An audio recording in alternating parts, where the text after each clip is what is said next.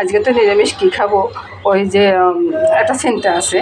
নিরামিষ একটা তরকারি করছি, তরকারি করার পরে এই ডালটা বেঁচে গেছে, তো এই ডালের সাথে একটু চিনি দিয়ে দিয়েছি, নুন, হলুদ আর লঙ্কা, ধনিয়া পাতা সব একসাথে দিয়ে মেখে নেবো আর কি।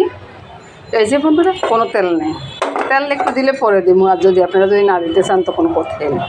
সব কিছু দিয়ে মেখে নিছি, মেখে এইভাবে দিয়ে দিচ্ছি। আপনারা চাইলে পেঁয়াজও দিতে পারেন, পেঁয়াজ দিলেও টেস্টটা ভালো হয়। আমরা আগে সকালবেলা জল ভাতের সাথে খাওয়ার জন্য এরকম করে নিতাম।